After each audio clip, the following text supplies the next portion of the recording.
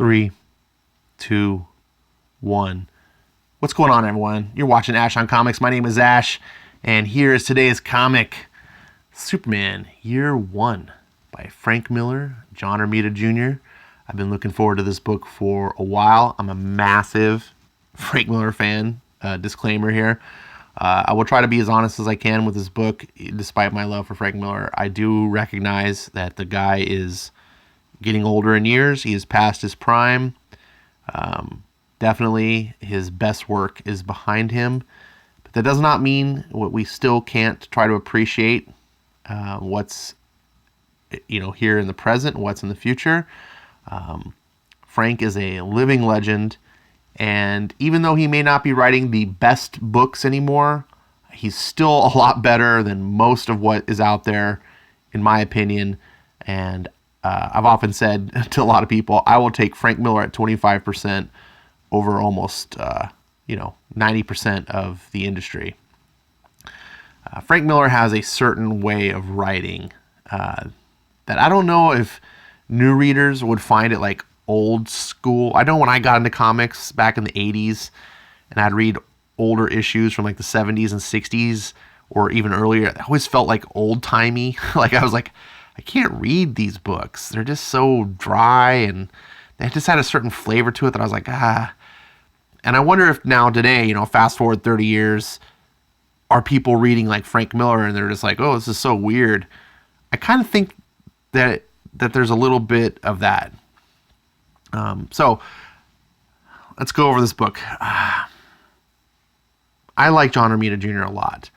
I think his heyday is also behind him. I do not like this cover. I don't think anyone likes this cover. Superman looks weird.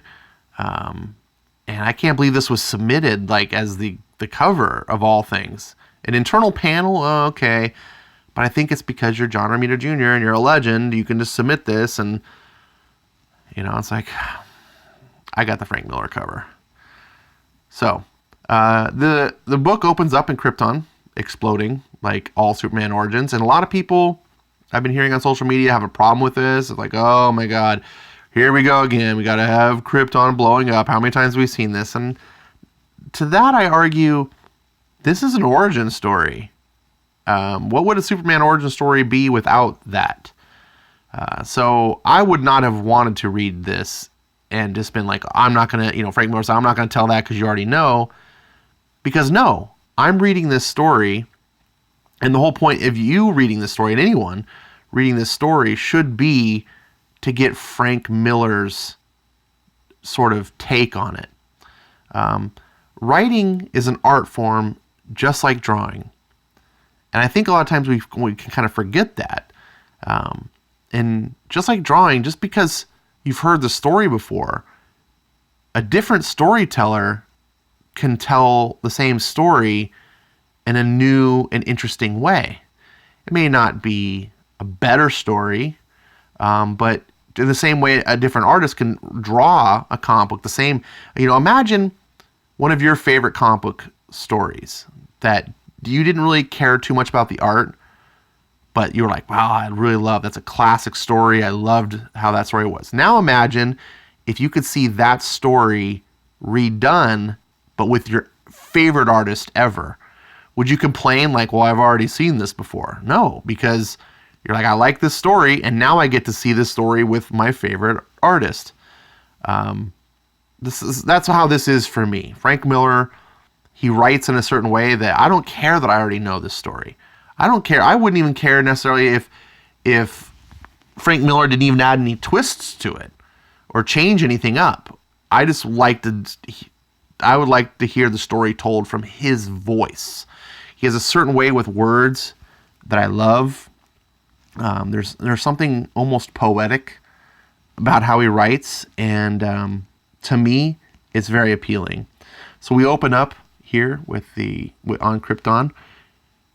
The air seems to boil. Lightning flashes. Thunder roars. A planet-wide storm. There is no rain, no relief. The crust roars and wrenches. Everything falls and clatters and breaks. Everything screams. Pipelines explode. Crystalline towers built to last for eons shatter like porcelain. It is the end. For everything. For everyone. It is the death of the planet Krypton. Now, I was like, this is a perfect opening. Like, I know all of this. Like, I'm not like, ooh, what's going on? But the way he tells it, I'm just like, I'm in. And he doesn't really waste any time.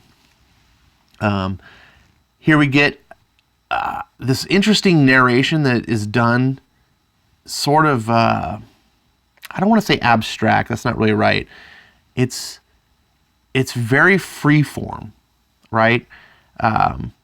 It's not following any rules. It's just Frank putting words and feelings out there to help you, the reader, to as you see images from the art and everything in the paneling, and you're following the visual story, to feel the certain emotions and feelings that he's trying to convey. So, for example, here we get, it's all so impossibly loud, like a noisy celebration that just won't stop, a celebration that must be what it is, a celebration. Just look at Mom and Dad. They're running, they're jumping, they're dancing. Too late, they wouldn't listen. Save the boy, save Cal, says Jor-El. They're wrapping him up.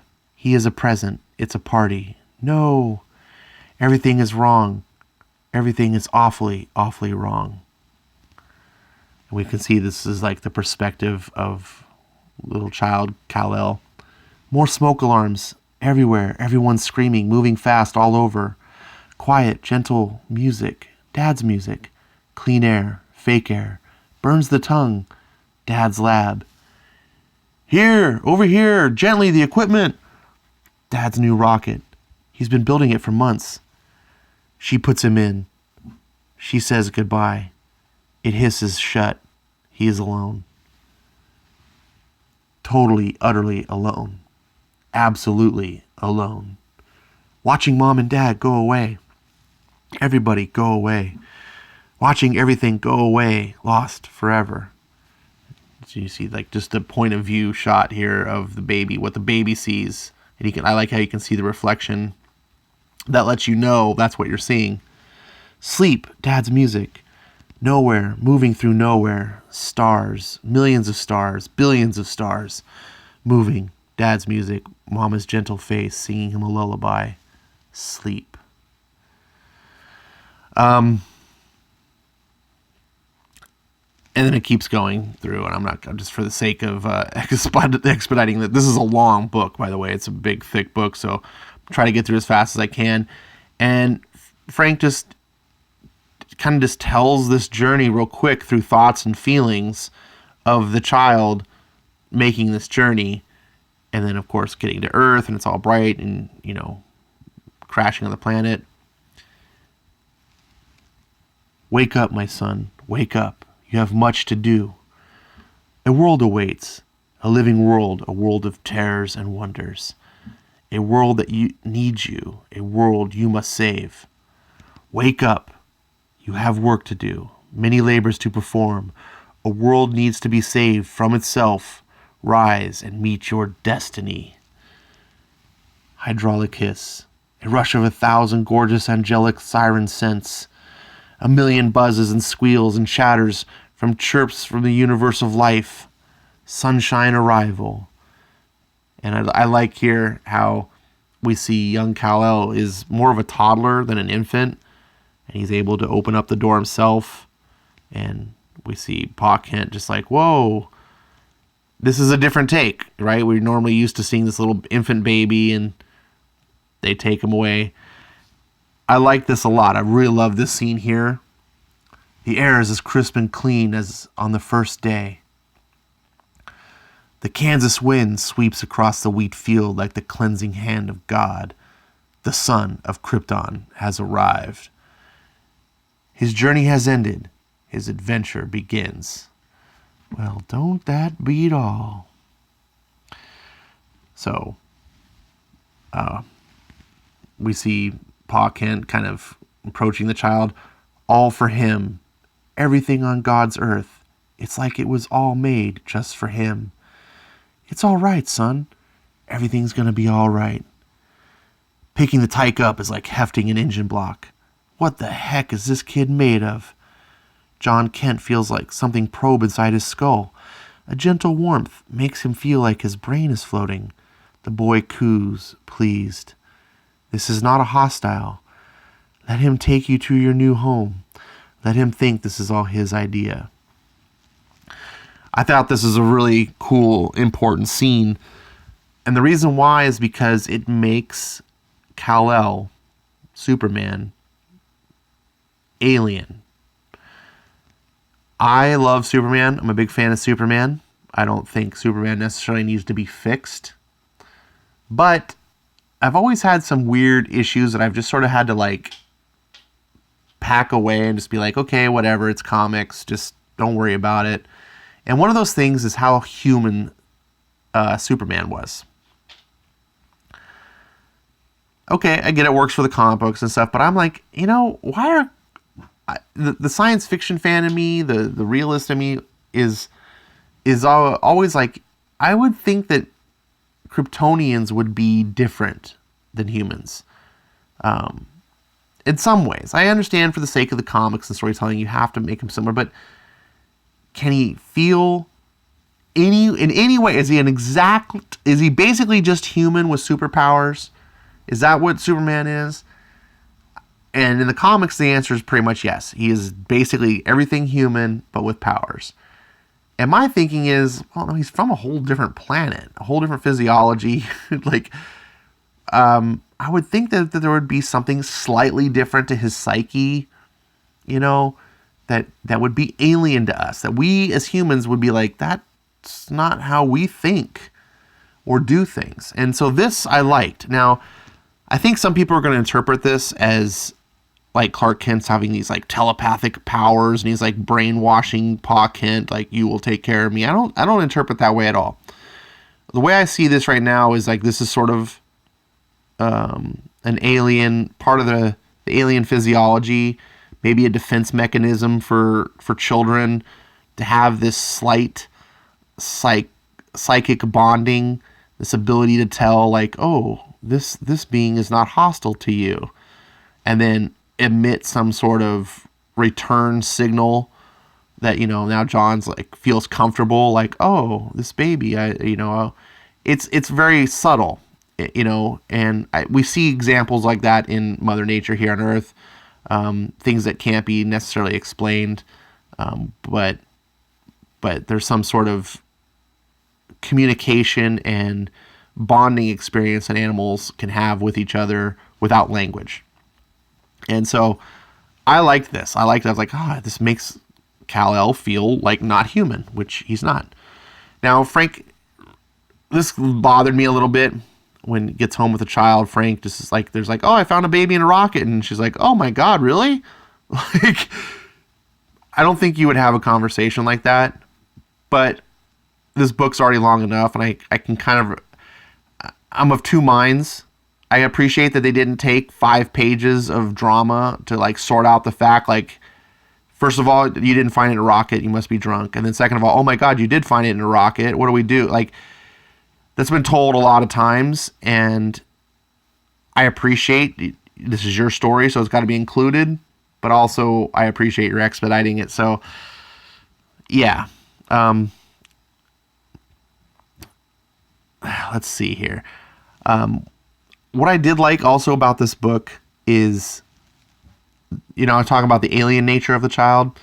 I also appreciate sort of the human nature of the child. I appreciate that Clark is a good little kid. At all times, we never see Clark have inclinations to do bad things.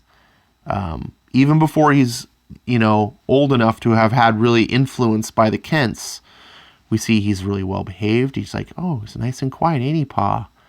Like a bomb, what ain't gone off yet, Ma? I thought that was kind of funny because, but he's just sitting there quiet, might not matter. He's learned a lot, and you can see here riding Pa's shoulders. And it's just like a cute little moment. Like we never see any ounce of, wickedness or anything. And that's important. He's going to grow up to be Superman. Just this sense of wonder and being a kid. And then the Kent's kind of discovering that he's got powers. I really enjoyed this page a lot. And you see, like, the Kents, they're, like, talking to each other. And you know how, like, kids sometimes will, like, play games, try to get your attention, and then you'll pretend not to notice them. Like they're playing hide and seek, and you just pretend, that they're there, but you pretend not to know because it makes the kids feel good, like they're tricking, So they're just like, now, where do you suppose that rascal's run off to now, my darling? No telling, sweet. Could be anywhere. Boing. Anywhere at all. And they're just kind of like, hee, like, and then he's like, thump. And they're like, what in heaven? And then, and he's like, boing. Thump. So, what did you feed him for breakfast? And she's just got this, This almost like read like a cartoon strip. I just thought it was very charming and funny. And again, that's important in a story for Superman or young Superboy here, because he is a child of good, a being of good. He's not the Dark Knight. No more raisins in his cereal. He favors figs. Would you look now? And he's just like, boor. I'll fetch him, Martha. And he goes off to run, and she's like, oh my goodness. And the next thing you know, she looks down, and there he is at her feet. Oh my, you do get around, darling. And we just kind of keep going forward, different glimpses of life. Here's a scene where Clark is getting fed some food. It's too hot. He can't communicate, so he uses his heat vision. He's like, not fair, show her. And that was kind of a clever way of writing things. Now, here's where the art fails. Clark's spitting out his food here, but this art looks like he's vomiting food. He's just spitting out hot food, and John Romita Jr. is too good of an artist, I think, to do this. Also, there's something to be said about this gigantic head that John Romita is drawing on Clark. I'm a little bit more forgiving about this. I think it's bothering a lot of people. This is a toddler, and heads are big on toddlers. And in comics, a lot of times things are exaggerated for the sake of comic book illustration. Women always have legs that are almost twice as long as they should be. Hands and feet are generally exaggerated size. So heads on kids are kind of another thing. But it is kind of freaky big. Like, you can size down just a little bit. So we get some moments here of just fun, honest, innocent moments of Clark learning who he is and flying. I got to this point, though, and I was thinking about all this, and I was like, how much I love Super Sons, okay? And I think Jorge Jimenez captured John Kent so perfectly. And as I was reading this, it was reminding me of John Kent and the whole, like, the boy learning to be Superman. And I was like, oh my gosh, what a great throwback it would be if they would have done this book with Jorge Jimenez instead, because Jorge draws kids fantastic. And I think this book would have been a little bit more modern. Not that it has to be. I mean, I do respect John Romita Jr., but it would have connected Superman as a boy to John as a... it's a pipe dream. So we're fast forwarding through the time eras. We see now Clark here is maybe a preteen. He's about to go to high school, playing catch with Dad. We get some cool interaction where Dad's like, here's my my special curveball, and you can kind of see like Clark's like, just humoring him. We fast forward into high school. We get another cool moment where they're learning science and space or whatever. So I don't know why they all have space helmets, but one of the kids, it's this fat kid or whatever, and his head's too big to have the helmet put on. The other kids are kind of teasing and make fun of him. But here we see immediately, like, Clark's good nature. Just, here you go, Mikey. And he goes to help him. It's going to feel kind of hot for a second, buddy, but you'll be okay. And he, like, rips open the back of the helmet secretly to, like, make it wider, I guess, so it fits on his head. Kind of hot. Be okay. Am okay. My best pal. And you can see, like, Clark just made a best friend for life. And the kids are just like, huh? And then it's like, what are you losers looking at? And they kind of have a little fist bump. And I was like, that's a really cool moment. I like that. So later, the kids are talking about, and everyone's like, Clark's kind of not becoming the cool kid, but like a lot of the kids are kind of like, he's just kind of being popular. Like, kids are kind of admiring him. Especially some of the girls. We see Lana Lang. But Clark does hang out with some of kind of the weird kids. And we see, and one of them just kind of figures out that there's something more to him. He's like, stabs him with a pen. Doesn't hurt him. He's like, what the hell are you? And, it's just a high school life. Now, this is where we see Clark dealing with how to deal with troublemakers.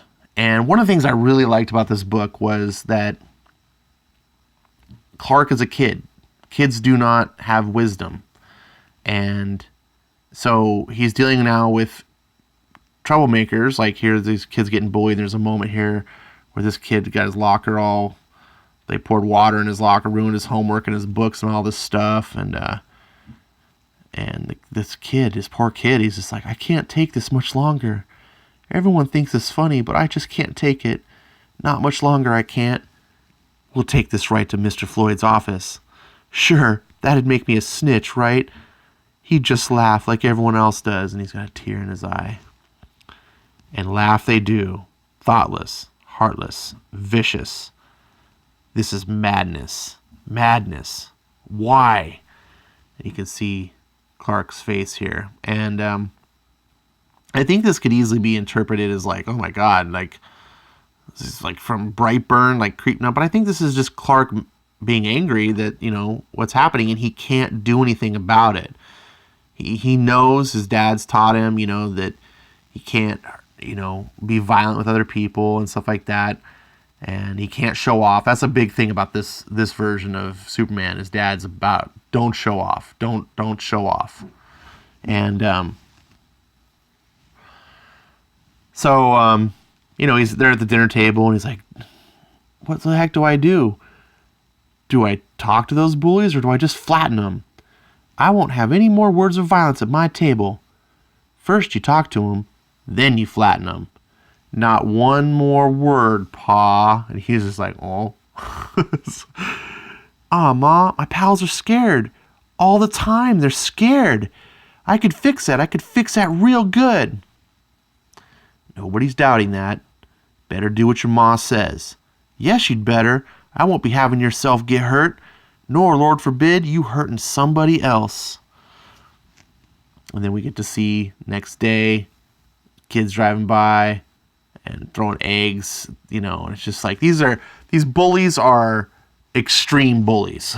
Like, I think they're more extreme than anyone's ever had to deal with in real life, but I think that's kind of important for the story to make the bullies extreme, because it is a story about, characters going to be Superman, and it doesn't really work if the kids just are like, the worst thing that they do is just call someone a name. Like, that's nothing to deal with. The conflict has to be more extreme than normal for the resolution to be impressive, if that makes sense. So Clark at this point thinks, he's like, you know what, I'm just going to go talk to these kids, because he's not afraid of them. He doesn't have any reason to be afraid. And of course, they're not afraid of Clark either, because they don't know he's got superpowers. So of course, he's talking to them there, and they basically kind of assault him. And then we get this, every move they make is so slow, so obvious. His father's voice whispers, the voice from the rocket. They will seem dull and horribly slow, weak and terribly, terribly fragile. It will take but a gesture to drive the wind from them. Restraint, boy, restraint. Their bones can snap like twigs, and everything the bones try to protect is jelly. So never forget that humans break easily. Don't get angry. Don't lose your temper. I can feel it. Better put that on ice. Never lose your temper. They break too easily. I can't feel my hand. He's crazy. Some kind of demon. And then we deal with the principal's office. And again, we see that Clark, even when he's assaulted, he doesn't lose it. He doesn't lose his cool. He's in control. He's talking with the parents again. And, he's having trouble dealing with this because the parents are like, his mom's trying to tell him, no one's really bad. People just get confused. And he's like, so Markham's just confused if he punches my pal Pete in the face? That's right, son. And you're just confused if you turn around and flatten his sorry butt. Just kidding, of course. Later, Clark's room. And he's reading Doc Savage. And Doc Savage doesn't walk away. And Dad peeks in. You know your mom's as fine as a woman as I'll ever meet. But nobody's always right about everything, Clark. See, you gotta take the high road. And maybe you get yourself taken advantage of a little bit now and then. But you're nobody's doormat, Clark Kent. No. You're something this world's never seen before. And you're gonna change it just by being there. So change it for the better. And we can see here now Clark's just at odds because he's a kid. And we try to teach kids things, but because they're kids and they don't have full life experiences, they can't put it all together. So I respected this. I was like, he's hearing the words and he's trying to apply them, but the struggles. And he talks about change the world just by being here. I'm getting a little too cosmic with that one, Pa, but I'm not from around here. I'm not born of planet Earth. I'm a strange visitor. And so back at school, he realizes that his friends have gotten beaten up and everything. And he's like, they don't scare. They don't scare. It just made things worse. He blew it. And so, see, they've even done graffiti on the bus. And the kids, this is where he sees they're all beat up. They're banged up again so soon. This is getting worse. This is getting out of control. It was Markham and Halford. It was Halford too. They use sticks. They'll get away with it. They always do. Markham kept saying your name, Clark. Oh, no. And so now we see the struggles. His mind races, just like Pa said. Don't go showing off. Liable to get somebody hurt. Liable to get somebody killed. There's got to be another way, a better way, and Clark's got to find it. It's happening right under my nose, and I'm flying right over it. It's just not right. It's just plain damn crazy. And then that's when Lana shows up. She's like, stop stewing, will you? They get away with it every time. And she's like, shows her a camera. They're going to take pictures. They have a plan. But the one kid in the weirdo group, don't ever trust the goth kid. He overhears what they're going to do. They're going to take pictures. They're going to meet at night. And he spills the bean to the bully kids, which trick Lana into coming out. And they take her photos. And we get this little controversial scene here where they're like, throw her to the ground. And you see too much. And you talk too much. And you take too many damn pictures. Now, where's that camera? Don't touch me. Don't touch me. Oh, we'll touch you. We'll touch you good. Let go of me. Get your hands off me. And then she turns around and everyone's gone. Now, the controversial scene is here where it's, it looks like it's going to be about to be a rape scene. And that's, no doubt about it, very ugly. Now, we don't actually get a rape scene, and one could argue that these kids are just trying to scare her. They're bullies. That's what they do. When they are in high school, maybe they were. Who really knows? I'm kind of choosing to interpret it like they probably were just going to rough her up a little bit, scare her and laugh as she went home crying. That's just the way this is an example of good writing in my opinion, in that Frank doesn't insist You know, if it was important that she got raped, you'd have to show that. But here, you, the reader, can walk away taking with what you need to know or what you feel. You know, it wasn't really important. Since he didn't go that far, that's why I'm choosing to believe that didn't happen, because he didn't show it. Like, he allowed for that possibility. But anyways, what's important about here is that Clark takes care of these kids without ever being seen. You know, obviously he's got super speed and powers and stuff, and he beats them all up, and he, shows up with Lana, and he's like, hey, it's me. And they take off while the kids are all bleeding noses and stuff like that. Now he gives himself away here, and dun dun dun dun. Yep, Lana, I can fly. The moon kisses his face. The wind fills his lungs. Earth drops away with an angel in his arms. Clark, what the hell? And all of the wonders of the world to share with her. He flies. So we get back to Lana's house. Superboy, at this point, Clark Kent, flies her back. She knows his identity. They have a little talk on the roof about what they're going to do. And he's leaving, and she makes this little statement about, questions. When are you and me going to have a little heart-to-heart, Mr. Mystery Man? When are you going to start giving me some of your secrets?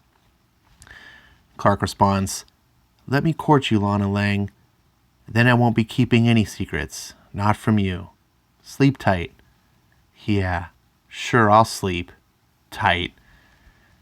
Little innuendos going on here. Boning up there, Mr. Kent? Damn if Lana just doesn't have a way of saying things. And here they are, studying and having the little budding romance. There's a little thing here. Didn't we both? Nothing to... I can't even read. Didn't we both? Nothing to do but cram. Nerd love. So, it's not boring, but it's not really anything to read about here, about what they're studying.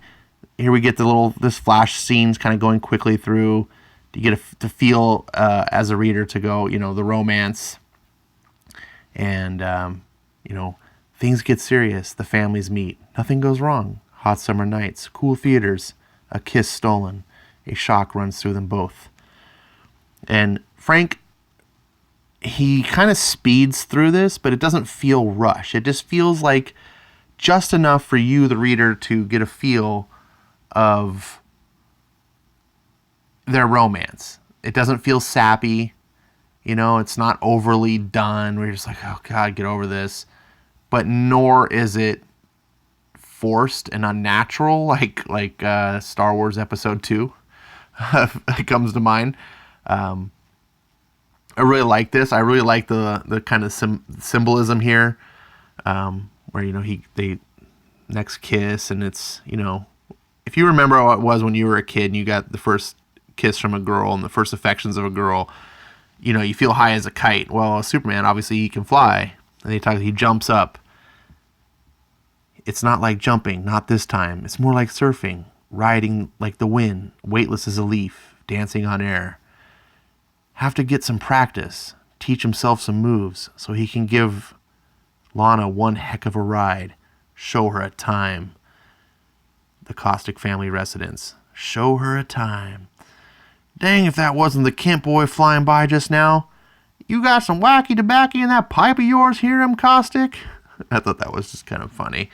And one thing that I liked about this is it's like, it's easy to read this and go, oh my God, like he's just showing off who he is to everyone. But I read this from the perspective of like living in a real world where people can't fly. And when you see things that are unbelievable, your mind tries to find a way to rationalize them. For example, take this scene with the football. It's like the last football game of the season or whatever at school. It's tie game, the last play of the game. And then they go through the whole drama of it all. And, it's like, here it comes, nobody breathe. What the? It's Kent, out of nowhere, what the hell? Clark's blood is up. He just can't hold back. Just this once, let them see, let them all see.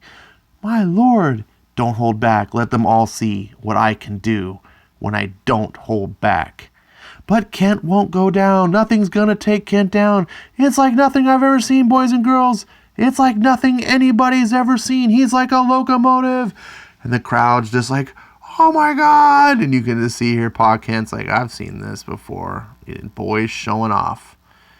And you can see the worry on Ma Kent's face because she knows Pa's not happy. And of course they win, and it's your, it's your cliche type thing. And Lana gives them a kiss, and then they're pulled apart. And I thought it was a really touching scene. I really liked it. It's like, Kent wins. Oops, the Wolves win. Then from out of the crowd, a Vesper, an angel, Lana. And then they're pulled apart. I really like this. And what I liked about this is, again, I like seeing the flawed character. I don't think Superman should be perfect. He should be near perfect, right? He should be better than humans. But he's still a kid. And imagine yourself, if we're going to imagine Ken as a human, imagine yourself with all this ability, all this things you can do, and you're never allowed to show it. Never once can you impress someone. It's easy for us as a reader to impose our will on Clark Kent and be like, you need to be humble and all this stuff, but rarely are we humble. And not that I think Clark should just be us, but to have one time where he slips, where he just wants to show someone what he can do, it must be incredibly impossible, to keep that in. And the fact that it took this long for him to do one thing, I think, is impressive enough. And this scene also illustrates that he has been holding back, that he hasn't been showing off. Had we not had this scene, we would just take it for granted. But this is showing this is the one time that he does. And it's towards the end of his high school career. We cut to now him working on the farm with his pa, and he's telling him, I said school's almost done, Clark. What's next for my boy? You going to be a circus act or a male model? Male model. Sometimes I just bust myself up. I figure I'm going to take your advice that you're so fond of giving me. I'm going to go out and around. I'm going to go out and know my planet. I do like the sound of that, son. Knowing it, maybe you can give a helping hand or two. You've got yourself some mighty strong hands. And he's tossing the hay bales. I'll start with the water, the oceans. There's more water than there is land. Just look at the globe, and that's where most of life is. You've given a few buckets of thought. I guess you could put it that way. And they're having this conversation, and he's basically telling him he's going to join the Navy. And now he's leaving the nest. He's knowing his ma's not going to like it, so they have their talk here. She doesn't like it, of course. And that's the way that it is. And we cut forward to the last day before he's the bus is coming to pick him up, take him to boot camp, and he's snuck. They're like, where's our boy? Where could he be? Must have slipped out during the night, that little rascal. I know where I'd be if I were the Lang residence, Afterglow. They've been very good all night long. They barely made a sound. And so we get this young teen love part here, and Clark's flying away. He's half a mile away before she starts crying. Just that very moment, where do you think he is? And then they pull up to the bus, have their moments, and Clark's riding away. And there's a cool part here that I really liked. He thinks about Lana. He can almost hear her voice. No almost about it. He can hear her voice. And she's singing one of those old Irish songs she likes. And she's calling to him. She's calling his name from far away. She's already so darn far away, he can barely hear her. And then she's gone. But can he see her? Can he see her? He's always been able to see everything Everywhere. Can he see her? Sure can. If she's there, he can see her. You can do anything if you set your mind to it. So he sets his mind, and it's like he's flying, and his vision telescopes, and the world explodes before him.